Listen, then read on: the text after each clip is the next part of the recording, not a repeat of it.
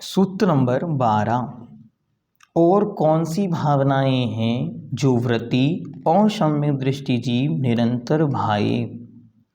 जगत काय शुभावौ वा संवेग वैराग्यार्थम।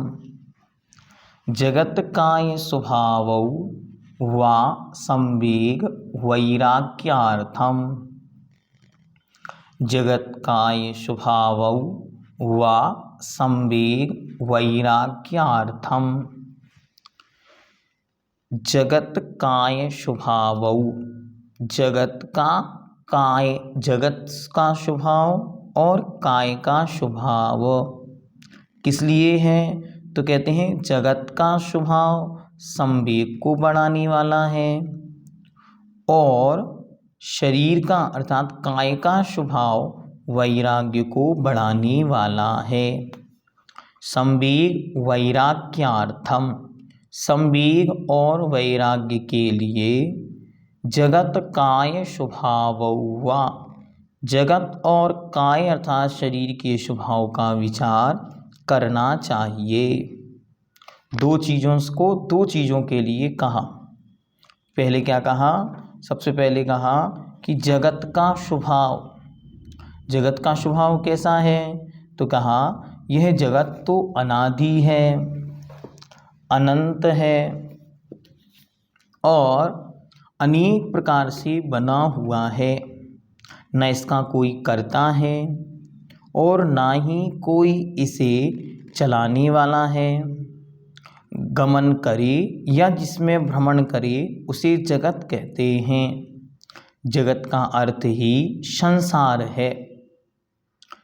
इस संसार में यह जीव अनंत काल तक मिथ्यात्व के वशीभूत होकर नाना योनियों में जन्म मरण के दुखों को भोगते हुए भ्रमण करता है।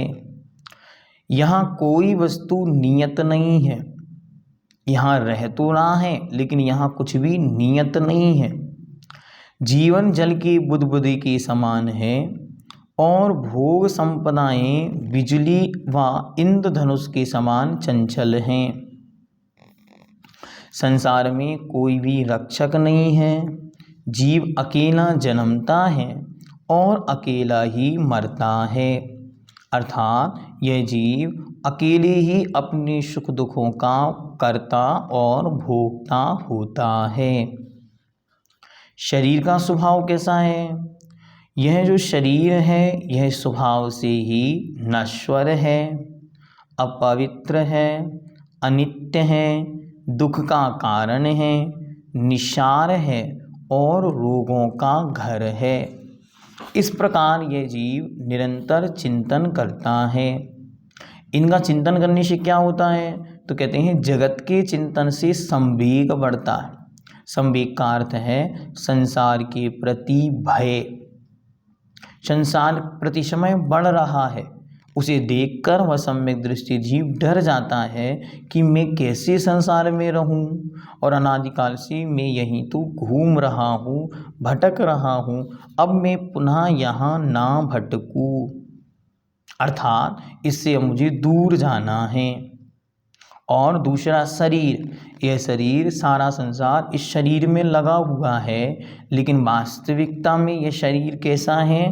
पूर्व में बतला दिया, अनित्य है, अशुद्ध है, अपवित्र है, विनाशिक है।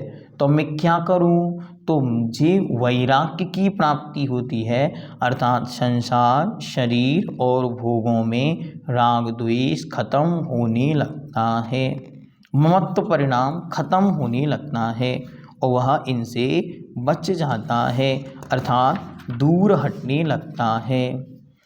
जगत और काय के स्वरूप का बार बार चिंतन करने तथा विषयों में अनासक्त रहने से वैराग्य में स्थिरता आती है। जैसे जैसे वह इनकी भावनाएं भाता है वैसे वैसे उसका वैराग्य और दृढ़ हो जाता है। यहाँ मात्र प्रतिमाएं ग्रहण करके या व्रतों को ग्रहण करके आगे नहीं बढ़ता है, अपितु उन व्रतों को बराबर एक डोज देता है। जैसे कल भी कहा था कि वो बार बार भावनाएं क्यों भा रहा है? क्योंकि वह व्रतों से कहीं ऊब ना जाए, इसलिए पूज्यवर मुनिपुंगव सुधासागर जी महाराज के मुख से एक बहुत अच्छी बात सुनने में आती है। पूज्य श्री कहते हैं कि संसार से ऊब कर, संसार के ऊब कर या संसार से घबरा कर व्रत नहीं लेना, अपितु जब संसार में सब कुछ मिल जाए, सब कुछ देख लिया, उसके बाद उसे छोड़कर व्रत लेना। जब कुछ था ही नहीं और व्रत ले लिया तो क्या होगा? जब कुछ दिखेगा तो उसका मन उसे पाने का होगा, और जब सब देख लिया और फिर व्रत लेगा, ये सब हो फिर उसे छोड़कर व्रत लेगा तो पुनः लौटकर उस ओर नहीं देखेगा। इसलिए अच्छी तरह चिंतन मन उसका निरंतर चलता रहे, क्योंकि जीवन तो विशाल है, जब तक रहेगा तब तक वह क्या सोचे। उसके लिए ये पहले तो 5 व्रतों की भावनाएं थी, उसके बाद 2 पाप संबंधी चिंतन दिया, और फिर आचार्य संसार के स्वरूप का वर्णन बतलाते हैं कि जगत का चिंतन करने से निरंतर संवेग बढ़ेगा, संसार के प्रति भय बढ़ेगा, और शरीर के स्वभाव का चिंतन करने से निरंतर वैराग्य बढ़ेगा और वह मोक्ष मार्ग में स्थिर हो जाएगा।